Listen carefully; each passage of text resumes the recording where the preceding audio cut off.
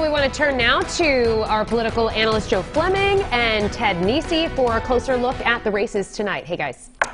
Hey, well, quite an interesting night. You know, Joe, you and I, in days before an election, get a lot of people asking us, who's going to win, who's going to win? And you and I were saying the same thing, I would say, as we like to do, which was, it felt like Helena Foulkes definitely had momentum, but yet neither of us were convinced she had taken off with enough time left, and it looks like that's what happened. But, Ted, you're correct. She had the momentum. She won it looks like she won the vote from today. The problem was she started the momentum too late because the early voting and, more importantly, the mail ballots. The mail ballots went out 3, 4, 5 weeks ago. A lot of those people voted 3 or 4 weeks ago, and she lost to Dan McKee like 5,200 to 2,600. That's the margin of victory for Dan McKee alone. And you were talking about 3 things you think mattered here. I think there's 3 very important things. The turnout was maybe about 105, 106,000, it looks like, on the Democratic side. Dan McKee had strong support among unions. 3 years ago, I never would have believed that. But he had strong support. They know how to get out their votes. Secondly, strong support from local mayors. Pawtucket, Woonsocket, North Providence, Johnston. All those communities, Dan McKee did very well in. Because mayors have their own turnout operations, right? If they get working for you, that can make a big difference. Exactly, and he probably won those 4 communities by about maybe 2,000, 2,500 votes. And I think also very important was his mom. That commercial. He thanked her with Kim Kalunian a few minutes ago. Well, he should, because that commercial was the big hit of the campaign. Plus, she did a robocall this weekend for him. That's right. So I think a lot of the older voters probably related to his mom, and that probably helped him with the seniors. In our last poll, he had a very big lead among voters over the age of 60. And the mom, I think, was a big reason for that. Interesting. So now Dan McKee, of course, goes on to the general election against Ashley Kalus, who the Democratic Governors Association in D.C. has already sent money up to Rhode Island to start attacking her on TV. They're not taking her for granted. She's planning to spend a lot of money herself, though she's a political newcomer. Could be competitive. It could be. I would not take her for granted. She's running against the person she wanted to run against. She wanted to run against Dan McKee. She feels there's issues there she could talk about and get voters to come to her way. But first, she has to get better known with Rhode Island voters. Helena Foulkes did it. Now she has to do it. And it does take a lot of money to do that. She seems to have the money. The question is, I was surprised that Dan McKee didn't come right out and start attacking her in his victory speech. You know, get the general election campaign going, what the Democrats stand for. So I was a little surprised he didn't do that tonight, because I think she could be a tough candidate. Also interesting, I already had people today speculating if Helena Foulkes did not win, which she has not. Does she have a political future? Maybe a run for Congress someday, or governor if Dan McKee decides wins and decides not to run again in 2026. Far away, but interesting. She's gotten herself known. Yes, she's known now. She has to keep herself known, do things for the Democratic Party, become a person who people go to get help.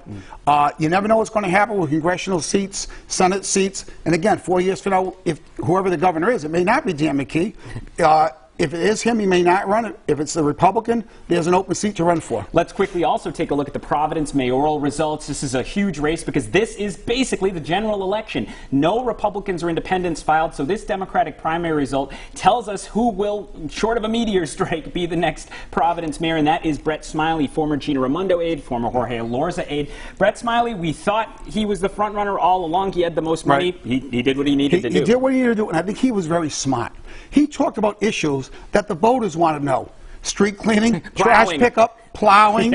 Those are things that people relate to. And they got pushback, I know, from some of their supporters. I heard from Smiley folks saying, this is boring, talk about bigger issues. No, the voters want to know what affects them personally. And I think that paid off for him. I think he did a very smart thing in this campaign by talking about issues that relate to voters all the time. Very interesting, and we'll see what it's like to have a bit of a contrast between how Brett Smiley plans to operate as mayor versus the outgoing mayor, Jorge Elorza. Not a great night for Jorge Elorza. He endorsed Helena Foulkes. She came up short. He endorsed Gonzalo Cuervo. She came up short, though James Diosa, who he endorsed for treasurer, did win fairly easily. Briefly, Joe, I also want to talk about previewing the fall in the 2nd Congressional District. Seth Magaziner won that race easily, more easily than you and I even expected with such a crowded field. But now he faces Alan Fung. It's going to be a free-for-all in that district. I mean, there's going to be a lot of money spent, a lot of outside money, a lot of independent expenditures coming into this race. It's a district that leans more independent than the 1st Congressional District. Alan Fung's the former mayor of Cranston, where he's very popular. You have part of Providence, which is heavily Democratic. But after that, you have a lot of areas that are very independent. So I believe this could be a very competitive race. And it would be, if the Republicans can win. They have not won that since 1988, when Claudine Schneider won her final re-election race. So a lot of interesting stuff to watch going forward this fall. I'll send it back to you, Mike and Shannon. All right, Ted and Joe, thank you. And, you know, we saw so many different factors tonight, Mike, especially when it comes to mail-in voting and early voting, something that seems to have risen in popularity, especially during the pandemic. And you're just kind of seeing the shift. You know, do you do a mail-in ballot? Do you vote in person early and then the in-person votes today? As they were talking about, Helena Folks won today. The campaign changed in the last week or so, and it's going to be interesting to see how campaigns start changing their strategy to adjust for that as well. So we're going to have a whole recap for you tomorrow morning, starting at 4:30 on 12 News this morning. Joe is not, we're going to put a cot here for him. Hallway. Yeah, he's not going home, so he'll be here with Danielle and Patrick tomorrow morning. Thanks so much for staying with us tonight for your primary coverage. Have a wonderful night.